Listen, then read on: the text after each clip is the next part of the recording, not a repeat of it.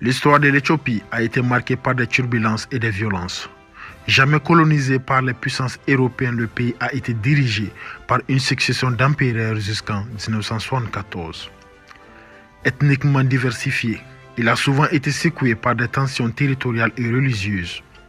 Haïlé Sélassié, le dernier empereur, a régné sur l'Éthiopie jusqu'à cette année-là, période durant laquelle la politique et l'économie du pays étaient en crise.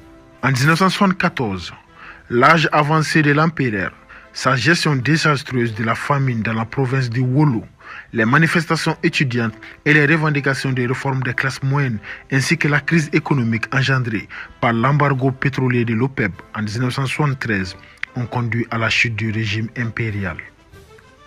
Parmi les officiers militaires qui renversent Haïlé Sélassié, on trouve Mengistu Haïlé Mariam.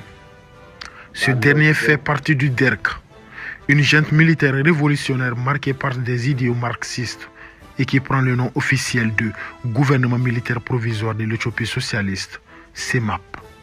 La DERK était initialement dirigée par Amin Adom. Après la chute de la monarchie et la mort de l'empereur Haïlé Sélassié, Amin Adom devint président du Conseil militaire administratif provisoire, le DERK, tandis que Mengistu Haïlé Mariam en assumait la vice-présidence.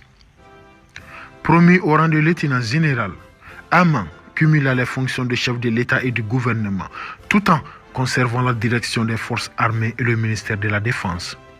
Bien que le DERK cherche à le contrôler, Amin Adom parvint à s'imposer grâce à son charisme et à sa forte personnalité. Toutefois, 2 mois seulement après sa nomination, le DERK décida de l'écarter, le jugeant trop radical et dictatorial.